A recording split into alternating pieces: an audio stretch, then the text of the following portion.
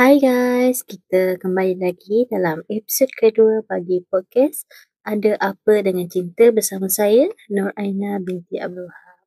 Okey, bagi pendengar baru yang tak pernah dengar saya punya episod promotion dengan episod 1, saya perkenalkan diri sekali lagi. Okay, nama saya Nur Aina binti Abdul Wahab. Saya merupakan pelajar tahun 3 di Universiti Malaysia Sabah, kampus Indo di Kota Kinabalu, dan saya merupakan pelajar dalam jurusan seni kreatif mengambil major penulisan.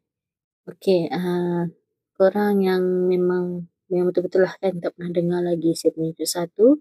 So, podcast ni sebenarnya saya buat untuk tujuan saya punya FYP, iaitu Final Year Project yang merupakan subjek wajib untuk saya lulus bergraduate.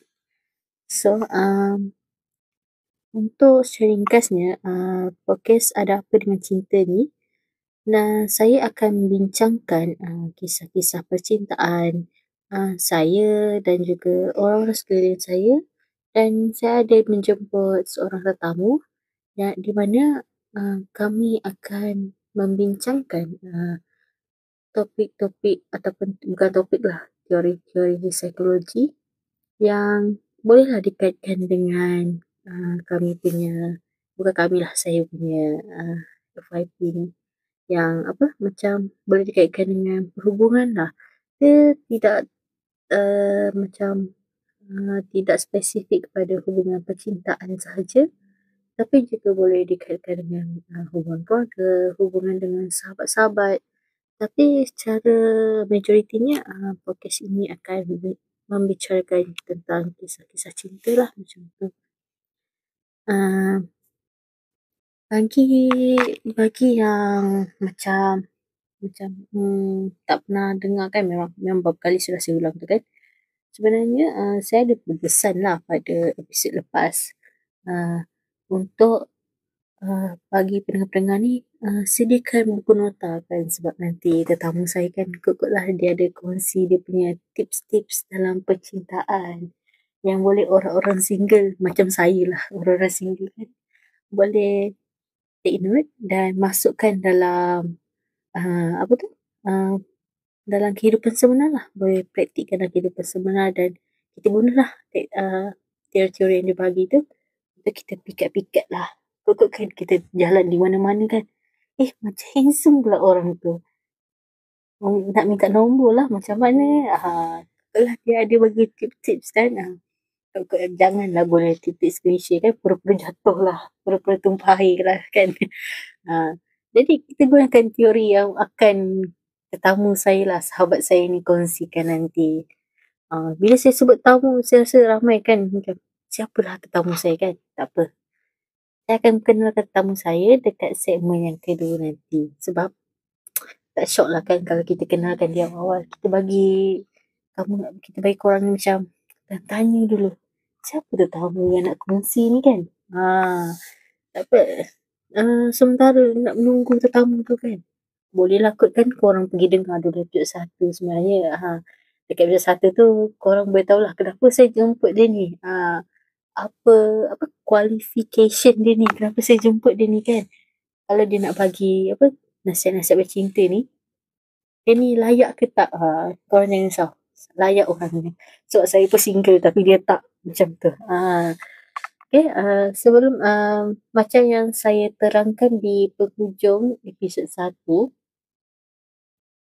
dalam episod 2 ni saya akan berikan satu kisah, tapi saya tak boleh beritahu lah kisah tu daripada siapa, pada tahun bila terjadi, melibatkan siapa lah kan. Saya akan ceritakan kisah tersebut, dan pada segmen kedua nanti saya dan tetamu saya, sahabat saya ni kami akan kupas lah topik tu, kami akan bincangkan tentang kisah tersebut. Okey, saya akan mulalah ya kisah yang akan kami bincangkan dalam podcast episod kedua ni. Okey, kisah ni tentang percintaan seorang lelaki dan seorang perempuan. Memanglah saya tak adalah nak mengambil kisah lelaki-lelaki atau perempuan-perempuan kan, sebab saya pun tak tahu macam mana hubungan tu sebab saya ni seorang straight, sangat straight seperti pembaris kayu tu. Jadi dalam kisah percintaan ni mereka sudah menjalin hubungan selama beberapa tahun. Macam hubungan ni selama 4 tahun atau 5 tahun macam tu. Tapi saya tak tahulah nak kategorikan lelaki ni sebagai red flag ke apa ke kan. Sebab keluarga perempuan sudah berkenalan dengan keluarga lelaki dan lelaki tersebut juga sudah berjumpa dengan keluarga perempuan. Dan keluarga lelaki tersebut juga sudah berkenalan dengan perempuan tersebut dan mereka sangat rapat sebenarnya ya. Malah adik-beradik perempuan sangat rapat dengan adik-beradik lelaki. Kisah percintaan ni macam mana saya nak cakap, dia dia dia macam kisah percintaan dia ni happy, bahagia, tak ada halangan besar ke apa sebab dah dapat restu keluarga kan. Malah diorang disokong oleh orang sekeliling tapi nak dijadikan macam red flag lah lelaki ni kan. Lelaki ni dia ramai peminat dan bila ada orang confess dekat lelaki ni kata boleh tak saya jadi girlfriend nombor 2 atau ada yang kata boleh tak saya jadi girlfriend nombor 3 pula. Macam tu kan. Macam lelaki ni suruh orang yang confess dekat dia tu, perempuan-perempuan yang confess dekat dia tu pergi jumpa girlfriend dia, minta izin. Dekat saya macam bila saya macam bayangkan kan macam mana tu perasaan waktu tu kan. Bayangkan boyfriend kamu bagi pendampingan wanita lah kan, atau kalau bagi pendampingan lelaki, bayangkan girlfriend kamu kalau ada orang yang pursue diorang yang nak mengorat kan. Contoh kalau ada perempuan nak mengorat boyfriend kepada pendampingan wanita yang sekarang tengah mendengar kan. Lepas tu boyfriend kamu suruh orang yang nak mengorat itu pergi jumpa kamu minta izin untuk jadi girlfriend nombor 2, girlfriend nombor 3. Itu belum lagi berkahwin, belum bertunang, baru bercinta. Bayangkan kalau waktu tu kamu berada di posisi perempuan tersebut. Apa yang kamu rasakan? Rasa macam sudah menjalin hubungan selama 4 tahun, 5 tahun tapi jadi macam tu kan. Rasa macam langit macam runtuh lah macam tu. Macam dunia bergegar. Macam saya pun macam tak boleh brain tau. Sebab kalau saya berada di tempat perempuan tu kan, saya akan jadi speechless. Saya macam, saya sebagai seorang perempuan macam macam tak membaloi je untuk lelaki macam ni. Kalau dia sendiri tak boleh pertahankan diri dia kan. Jadi macam bila saya fikir pasal cerita tu macam kenapa benda ni berlaku? Apa sebabnya lelaki tu suruh orang yang nak dekat dia tu, nak jadi girlfriend nombor 2, girlfriend nombor 3 tu jumpa dengan girlfriend dia pada waktu tu. Apa sebenarnya motif dia ni? Dia ni sayang ke tak dekat girlfriend dia sebenarnya?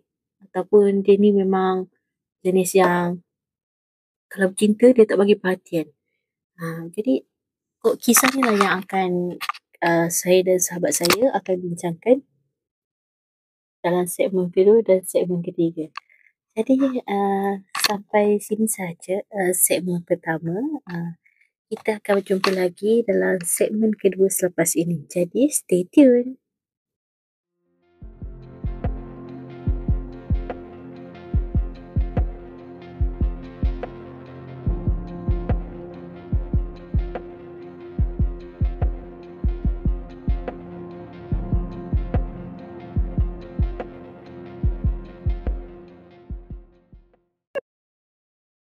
Hai, Assalamualaikum. Kita kembali lagi dalam segmen yang kedua. Seperti yang saya janjikan dalam segmen pertama saya tadi, dalam segmen kedua saya akan memperkenalkan tetamu jemputan saya, iaitu sahabat saya sendiri. Jadi, boleh perkenalkan diri anda. Okey, macam tu kita formal sikit lah kan. Mula-mula je. Sekejap dia dengarlah bahasa-bahasa keluar.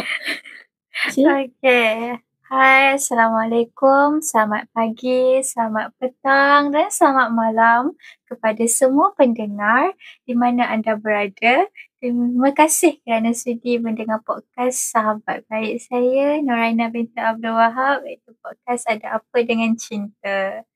Saya bernama Aisyah Nabila binti Amran, merupakan pelajar psikologi kanak-kanak dan keluarga, merupakan juga pelajar tahun 3 tahun akhir di Fakulti Psikologi dan Kerja Sosial Universiti Malaysia Sabah. Okey, bagi pendengar yang tak tahulah kan, yang tak mendengar, sekali lagi saya ulang, yang tak mendengar episod 1 tu kan. Baik, bila saya banyak-banyak ulang ni, maknanya saya suruh anda semua pergi dengar dulu. Saya promote lah tu kan. Bagi yang tak pernah dengar kan, sebenarnya Aisyah ni dia roommate saya lah.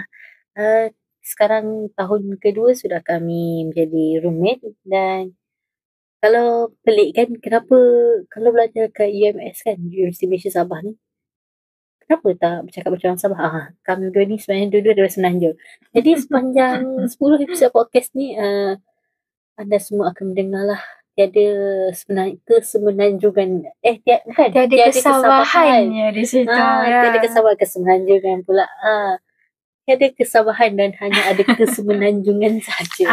Walaupun Syah ni sebenarnya dia lahir di Sabah, tapi dia sekejap jadi Sabah ni. Betul. Saya tidak dibesarkan di Sabah. Saya hanya lahir sahaja di Sabah. Dan memang jadi kepada anda yang rasa macam nak belajar bahasa Semenanjung pun bolehlah mendengar podcast kami ni. Betul. Memang kami ni standard lah orang Semenanjung. Betul. Okay. Syah dengarkan macam mana cerita yang Aina ceritakan dekat segmen pertama tadi. Sebenarnya Syah ni, walaupun saya ada ceritakan dekat segmen pertama tadi pasal kisah ni, tapi Syah sebenarnya saya sebenarnya sudah cerita kisah ni dengan Syah lebih awal lagi. Dan sekali detail-detail tu saya sudah cerita dekat Syah. Lama dah cerita. Biar yang tahu je lah tahu ya. YT JT. Yang tahu je tahu. Betul. Saya sudah cerita dekat Syah ni detail lagi. So Syah ni memang saya tak payah ulang lah cerita dekat dia. So sebenarnya waktu saya merakam segmen 1 tu pun dia ada di sebelah saya, ada di samping saya mendengar. Betul. Sebab saya tak kisah kalau dia tiada pun saya tak kisah sebenarnya sebab dia tahu. Jadi saya nak tanyalah Syah kan. Waktu Syah dengan cerita kan, Syah, apa perkara pertama yang terlintas dekat fikiran Syah? Perkara pertama yang terlintas di fikiran saya ialah kalau saya menjadi seorang perempuan tu, saya dah lama pergi dekat lelaki tu lah dan cakap, kalau saya yakin ini awak, saya pun yakinlah kita akan putus. Macam tu. Sebab bagi saya, lelaki yang tidak mempertahankan hubungan adalah lelaki yang sia-sia. Buat apa kita nak mempertahankan seseorang yang tak nak mempertahankan kita langsung? Dia jadi sakit sangat hati sebab dia tak ada pernah cakap macam, oh tak boleh, oh sorry, I have girlfriend. Sekurang-kurangnya kan, walaupun orang cakap macam sorry you have girlfriend, why you need to be sorry for that? But sekurang-kurangnya you must like, you dah letak wall dekat situ. Tapi dekat sini, dia tak letak dinding. Dia macam bagi peluang kat perempuan lain untuk ada dengan dia juga. Dia melayan perempuan-perempuan tu. So, for me, is lelaki yang melayan perempuan ikut suka hati dia is a red flag lah for me. Sebab saya sendiri as perempuan, saya tak melayan lelaki. Kalau saya dah ada partner sekarang, memang saya tak melayan lelaki. Saya tak mudah-mudah berkawan, saya tak mudah-mudah untuk keluar, tidak. Sebab kita hormat partner kita.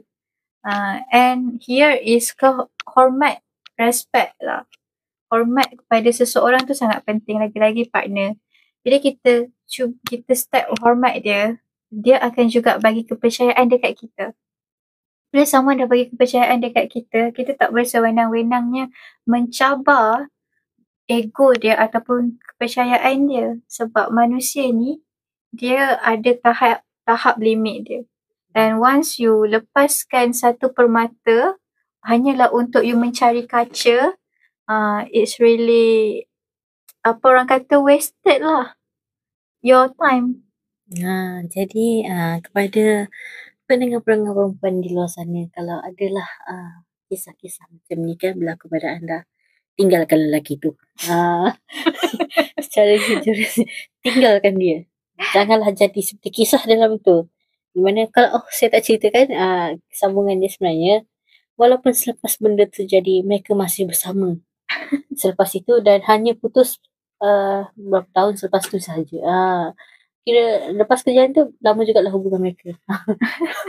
Jadi jangan jadi macam itu. Kalau anda ada teman lelaki seperti itu, tinggalkan terus. Yes. It's actually because when we are in a relationship, we can see the red flag and green flag from someone. Bukan sahaja dekat our partner, but in us also. If kita ada juga sesuatu yang perlu kita ubah, kita perlu ubah juga. It's talk lah. Dia bercakap, communication and comprehension is really, really important in our relationship. Okay, dengan tu pendengar-pendengar sana, pelajar psikologi sudah beritahu anda. Jadi, take note. Okay. Jadi, Syah nak tanyalah. Waktu Aina first cerita pasal kisah ni kan, Syah ada tak orang sekeliling Syah yang mengalami cerita yang macam ni? Lebih kurang lah. Yang mengalami cerita lebih kurang dengan Aina. Ada. Sahabat saya sendiri, which is my other best friend from Matrix. Because of I'm a ex-student of Matrikurasi Perak, KMPK. Siapa-siapa yang KMPK, shout out. And then apa tu, dirahsiakanlah segala orang dalam tu yang kita bagi, kita gelarkan perempuan tu A dan lelaki tu B lah. Alright, si A dia suka bersukan dan apa tu, dia suka bersosial. Nah, jadi dekat sini dia tak kisah si B ni, kalau si B ni dia suka bersosial juga sebab dia pun buat perkara tu kan. And tapi dekat sini dia jadi masalah bila si B ni dia ada kawan baik rapat perempuan. BFF perempuan. Okay, awal-awal bila kita dengar macam ada BFF perempuan kan, kita bolehlah kot tolerate lagi, tapi untuk saya tidak lah, tapi mungkin untuk orang lain boleh lagi tolerate because we just friends, right? And lelaki tu pun cakap macam, no, awak je yang special, perempuan tu dia just kawan. Pada awalnya. Pada awalnya. Dan biasalah dalam perhubungan persahabatan perempuan dengan lelaki, apabila dua-dua dah terlalu macam tahu satu sama lain, sangat-sangatlah tak mungkin kalau tak ada siapa pun yang terjatuh antara each other.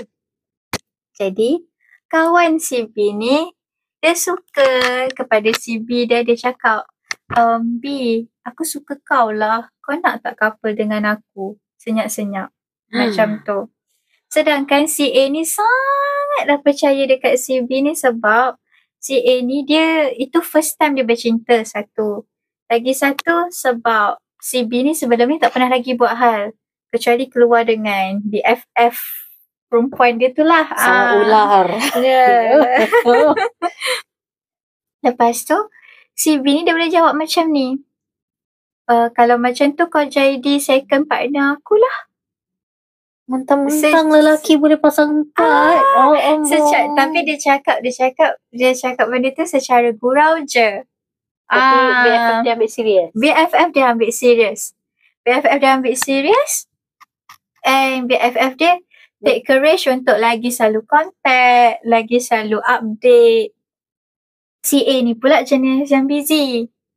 Jadi si A ni dia selalu update juga, tapi dia lambat update daripada si kawan B ni lah.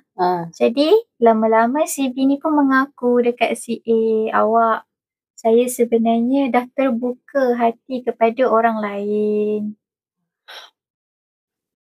Jadi hubungan awak tahu berapa tahun hubungan tu? 6 tahun. Jadi terputus macam tu? Terputus macam tu je. Dia orang in planning untuk bertunang dan sangat-sangat sakit sebab nak cakap lelaki ni apa tu tak elok. Sebenarnya dia tak merokok. Dia perangainya pun baik semua tapi sebab dia dah buka peluang untuk someone masuk dalam relationship dia. Sebab tu perkara ni berterjadi. Kat sini kita boleh belajar. Kadang-kadang kita nampak perkara tu sangatlah kecil. Tak kisahlah sama ada perempuan ataupun lelaki, kita jangan pernah buka peluang untuk bagi siapa-siapa ada dalam relationship kita. Itu yang penting. Sebab tak kisahlah kalau kita tak suka lelaki ada kawan baik perempuan, macam tu juga kita, partner kita pun perempuan tak suka. Partner kita yang lelaki tu pun tak suka perempuan ada BFF lelaki sebab partner kita tu lah BFF kita. Dia lah kawan kita, dia lah abang kita, dia lah adik kita, kakak kita, all of that. Dia lah segalanya. Kalau itu yang awak nak untuk kahwin dan hidup bersama-sama sampailah tua. Okey, jadi pendengar-pendengar kat luar sana, jadilah contoh kisah tu kan. Jadi sebab dalam kisah tu, si perempuan bila dapat tahu ditinggalkan. Jadi jadilah cerita tu sebagai kisah teladan. Janganlah jadi cerita yang sudah saya ceritakan awal tu sebagai teladannya. Jangan contohi kisah tu dan contohilah kisah yang diceritakan oleh sahabat saya ni. Okey, sebab macam panjang tu kan. Jadi sampai di sini sahaja segmen kedua untuk episod kedua podcast ini. Kita akan kembali lagi dalam segmen yang ketiga, di mana saya dan juga sahabat saya akan membincangkan secara lebih mendalam lah kisah yang saya ceritakan pada segmen pertama tadi. Jadi, nantikan segmen ketiga kami yang akan kembali selepas ini. Stay tune.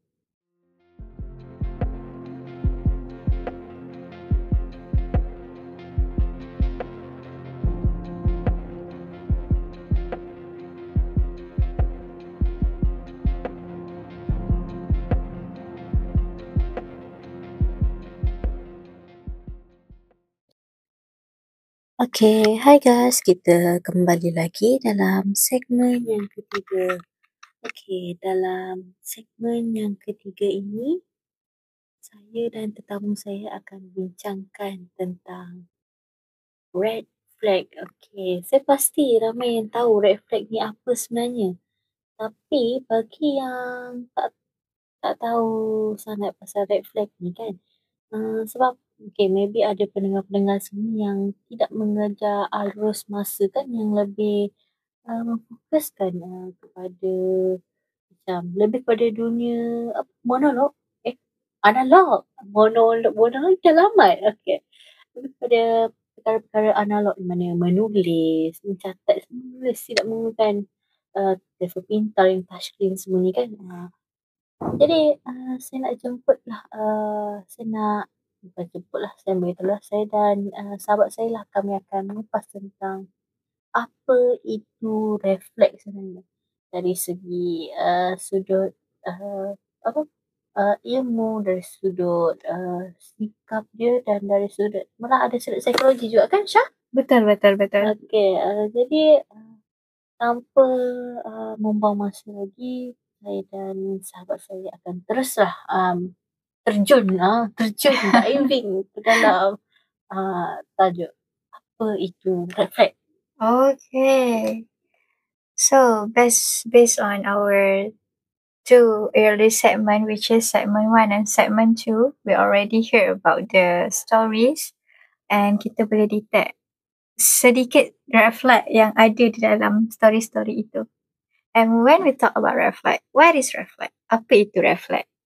Jadi, setiap orang dia akan ada definisi dia sendiri. Macam Aina. Aina rasa red flag tu apa? Penipu, kaki pukul. Sekali yang negatif lah dekat lelaki. Jadi itu Aina punya tanggapan about red flag, iaitu segala jenis negativity yang ada kepada seorang lelaki. Kalau sebenarnya ada lagi saya nak masukkan red flag ni macam rokok ke apa. Tapi terlalu ramai merokok, terlalu ramai reflect. Takut. Jadi, Takut mensentuh sensitivity. jadi kita Okay. tak adalah. Itu je umum. Faham. Okay, untuk tidak menyentuh sensitivity, awal-awal peringatan saya beritahu jika ada sikap-sikap yang kami tercakap ataupun terkupas, kami disclaimer yang ini hanyalah atas faktor pendidikan. Jadi kami hanyalah mahu berkongsi atas apa ilmu yang kami ada. Jadi harap pendengar-pendengar tidak terasa hati dan juga berlapang dada untuk menerima ilmu yang telah didengari. Betul.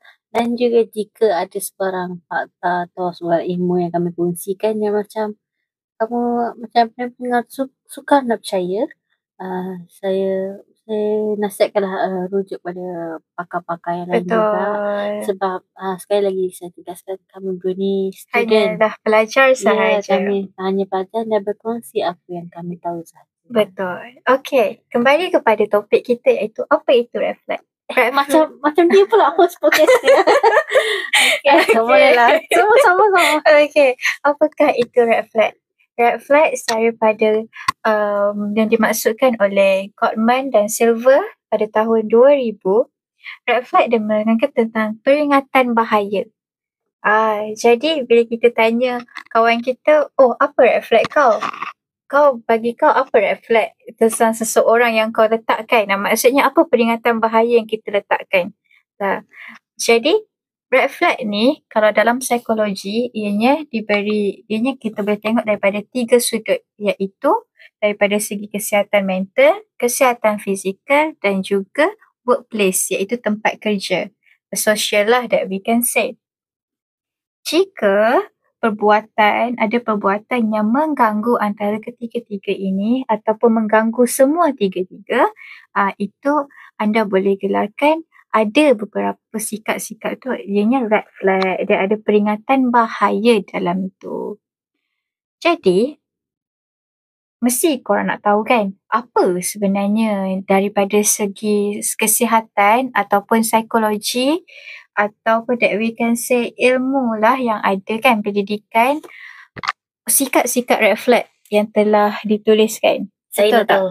Awak nak tahu. Okay. So, saya single je, saya nak buang yang red flag semuanya. Ini bukan setakat single je perlu tahu. Orang yang yang dah ada family pun kena tahu. Yang dah berkahwin pun kena tahu.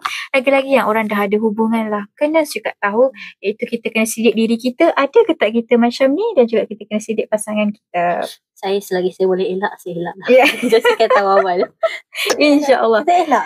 Jadi, ini saya ambil daripada laman web Hello Sehat, iaitu daripada laman web doktor di Malaysia. Yang pertama, dikatakan tanda-tanda red flag yang pertama iaitu komunikasi yang buruk. Jikalau dalam pasangan kita susah untuk berkomunikasi ataupun dia suka merendah-rendahkan kita apabila dia pergi ke mana-mana, dia suka, contohnya lah ayatnya macam, girlfriend aku ni dia malas, dia memang tak suka kemas-kemas dapur ni, dia tak macam girlfriend kau, macam tu. Kalau ada yang membanding-banding ataupun kita sendiri kan cakap macam merendah-rendahkan pasangan kita, macam alah boyfriend aku ni bukan dia tahu buat apa pun, contoh dia cakap macam tu kan, itu sebenarnya komunikasi yang buruk dah. Kita tak patut buat macam tu. Ada soalan. Macam dalam cerita Syah tadi kan, dia busy sampai tak contact. Lepas susah nak bagi update kat boyfriend dia kan. Adakah itu satu komunikasi yang buruk juga, satu bentuk? Ya, betul. Sebab di dalam tu kita boleh tengok dua-dua tidak mahu berkomunikasi apa yang dia rasa. Lelaki tu tak nak bagi tahu kalau sebenarnya saya ni kurang perhatian daripada awak. Macam tu. So, bagi saya, dalam apa yang saya baca dan saya lalui sendiri, komunikasi ni sangatlah penting. Sebab saya yang telah menjalani hubungan selama 7 tahun ni pun, komunikasi kami memang take that as a priority. Lagi-lagi kami ni adalah hubungan PJJ, percintaan jarak jauh. Jadi tanpa komunikasi dan kefahaman, kita memang akan mudah bergaduh dan mudah untuk salah faham tu boleh membawa kepada kebencian lah sebenarnya terhadap dua-dua. Jadi kalau anda dapat detect antara anda ataupun pasangan anda susah untuk faham, komunikasi yang buruk, dia suka memperlekehkan anda, cuba untuk berbincang, dan kalau perkara ni sukar untuk diubah, sebenarnya saya tak mudah untuk menggalakkan tinggalkan sebab itu atas anda. Jadi anda fikirlah apa yang terbaik untuk anda. Jadi itu baru satu. Kita tadi ada 9. Tapi kita ringkaskanlah. Alright. Yang kedua ialah tidak ada kejelasan dalam hubungan. Ni untuk siapa? Ni untuk teman tapi mesra. Ya. Macam masa saya rasa macam kena kat Batang Hindu sendiri. Tidak ada kejelasan dalam hubungan. Maksudnya antara dua-dua sama ada pasangan atau lelaki tersebut atau perempuan tersebut tidak mahu memberikan masa depan ataupun kejelasan apa status hubungan mereka. Contoh di mana, contoh macam mudahlah, teman tapi mesra lah. Di mana kita? Ke mana kita? Ada tak ada jawapan tu? Kalau kita dah macam okay, saya sayang awak, saya cintakan awak nak tak berkahwin dengan saya? Awak nampak tak? Jalan tu sangat jelas. Sebab orang tu dia cuma mahu kita saja. Tapi kalau awak ada kenal seseorang yang mengutarakan cinta tetapi dia tidak memberi kejelasan dalam hubungan, iaitu dia just cakap, oh saya cintakan awak, tapi tiada effort, tiada usaha nak ambil hati, still lagi dengan perangai bujang, boleh fikir-fikirkanlah apa yang terbaik untuk anda. Okay, yang ketiga ialah pasangan terlalu dominan. Pasangan terlalu dominan ni maksudnya dia yang pilih. Dia yang pilihkan segalanya. Dia yang posesif. Dia posesif pada dia yang nak semua pilih atas tangan dia lah. Senang kata kuat mengawal. Kuat mengawal, betul. Maksudnya perempuan tu, kalau perempuan tu macam nak pergi kerja pun, dia kena bagi tahu all the details. Abang hari nak pergi kerja balik pukul ni. Nak pergi kerja dengan dia ni, macam tu. Kalau salah sikit dah kena. Kalau salah sikit dah kena. Ini mungkin kita akan kupas pada episod yang akan datang. Ya, kita skip dulu ni. Betul. Okay. Yang keempat ialah pasangan manipulatif, iaitu suka gaslighting. Saya yakin yang ni banyak dalam hubungan kita, lagi-lagi maaf kata lagi-lagi dari versi perempuan sebenarnya. Apabila kita buat salah, kita suka cakap perempuan selalu betul. Ayat ini sebenarnya maaf kata wahai girls, wahai all the women, saya sangat-sangatlah tidak setuju kerana ayat itu juga merupakan adalah satu gaslighting kepada lelaki. Kalau kita salah, kita mengaku kita salah dan kita minta maaf. Sama juga dengan lelaki, jangan pernah gaslight diri sendiri. Kadang-kadang ianya merupakan satu cope untuk you defense diri, cope mechanism. Tapi dengan gaslighting ni, bila anda manipulatif seseorang, anda gaslight, memang terang lagi bersuluh lah. Dia ni seorang yang tidak baik.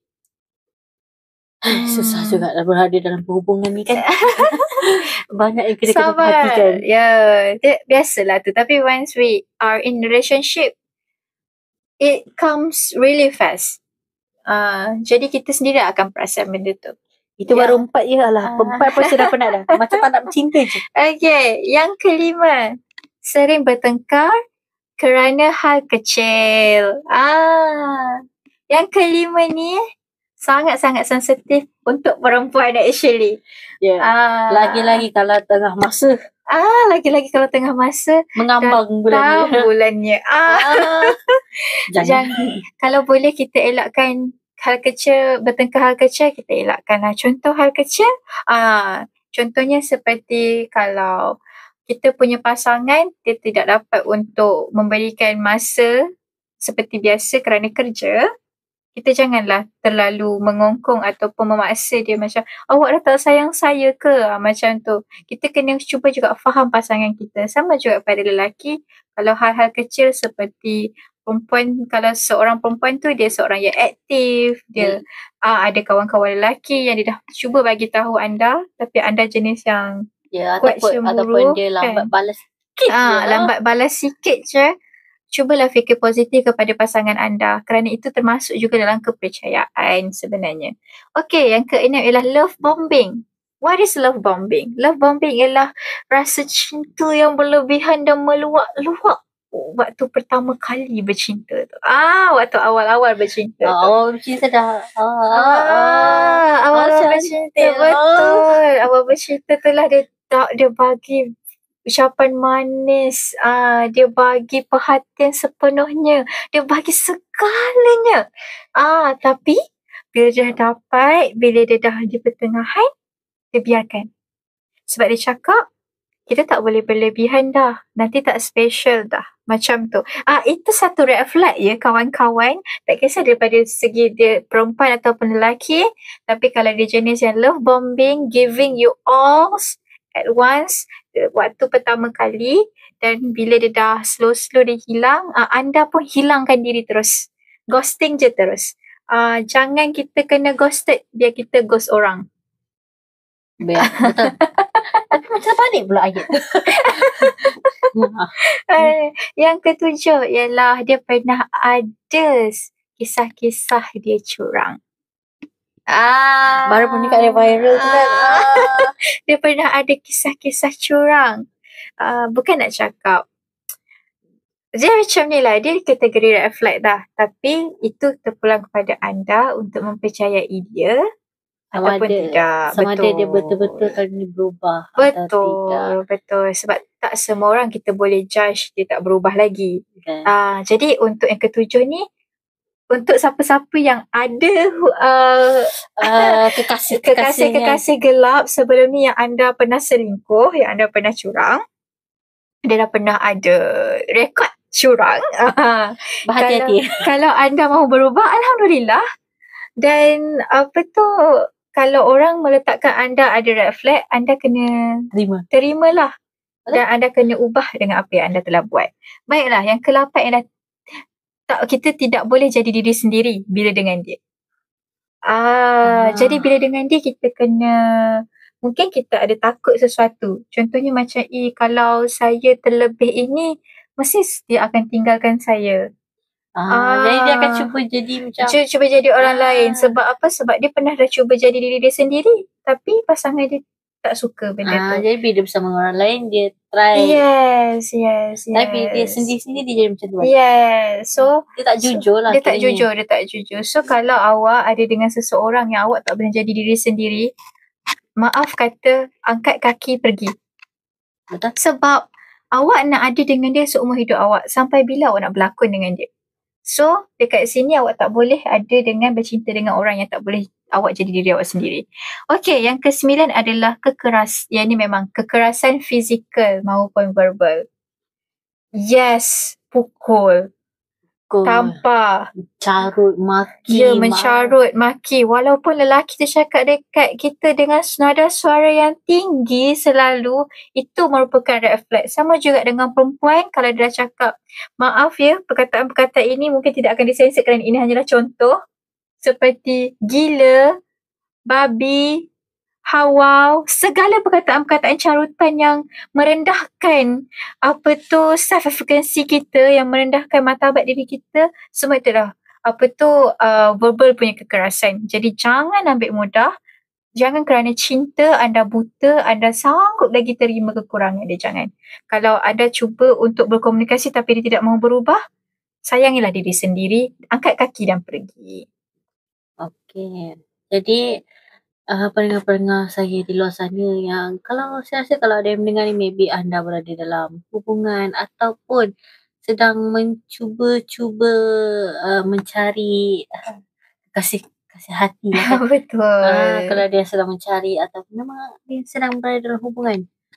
Jadi berilah perhatian pada 9 perkara ini, betul. Kalau ada yang teratas tu lah kan, walaupun yang bawah saya nombor 9 tu pun, tenungkan diri anda dan masa depan anda sendiri. Mampukah anda ni bertahan dengan kasih macam ni. Kalau berkahwin, mampukah anda hidup dengan dia? Kalau tak mampu, angkat kaki. Cabut diri. Betul.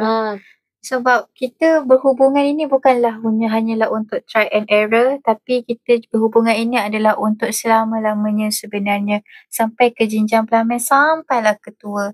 Jadi kalau anda hanyalah untuk berhubungan, hanyalah untuk bermain-main, carilah orang yang untuk bermain-main juga. Janganlah awak main-mainkan orang yang serius. Sebab hati manusia ini, kita tak boleh nak tahu macam mana keadaannya. Okay. Jadi saya rasa sampai di sini sahaja segmen 3.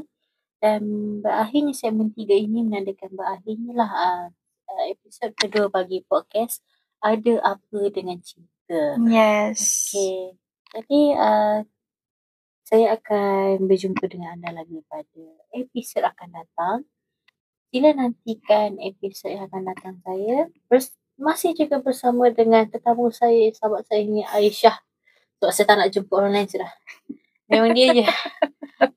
Saya suka jemput dia ni.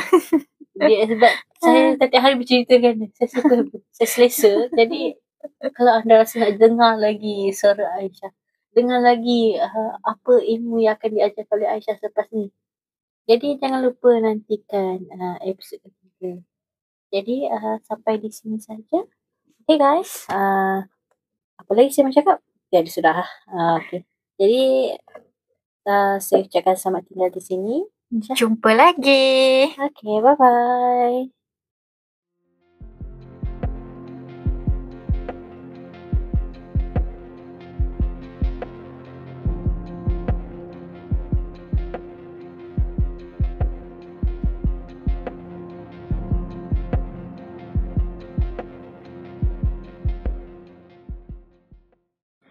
Okay guys, maka tamatlah sudah episod kedua yang menceritakan tentang red flag. So, bila kita dah cuba cerita tentang red flag ni kan, korang semua pendengar mesti dah tahu kan red flag ni macam mana, apa ciri-ciri dia, macam mana kita nak nak tengok, nak kenal pasti orang-orang red flag ni. Kita dah ulas dalam episod kedua ni. Jadi kepada pendengar-pendengar di luar sana yang masih single ataupun yang sudah bercinta, yang sudah bertunang ke kan, kalau dah adalah ciri-ciri red flag ni dekat orang-orang yang kita sayangkan, macam contoh dekat tunang, dekat crush, dekat boyfriend, jadi ambillah peluang ni sementara belum terikat lagi kan, untuk jauhkan diri ataupun cuba kalau anda betul-betul sayangkan dia, betul-betul nak dengan dia, cuba untuk ubah pasangan tu, cuba untuk ubah anda punya pilihan hati tu. Sebab risau kalau anda sudah terikat dengan dia nanti jadi pula perkara-perkara yang tidak kita ingini. Jadi kepada pendengar-pendengar di luar sana, tolong pastikan anda memilih pasangan yang betul.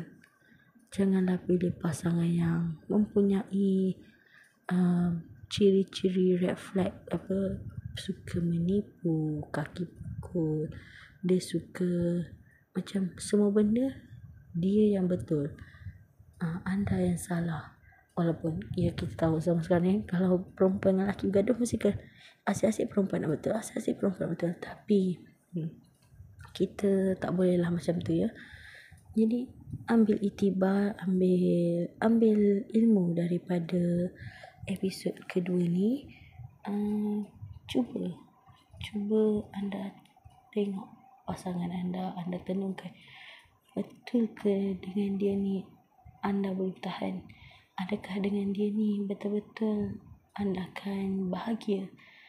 Adakah anda yakin anda boleh mengubah dia? Adakah anda yakin dia boleh berubah? Adakah anda yakin anda boleh bertahan dengan sikap red flag itu?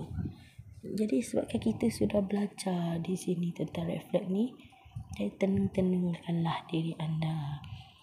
Okay, itu sahaja bagi episod ini, saya berikan sedikit spoiler untuk episod yang seterusnya, itu episod ketiga.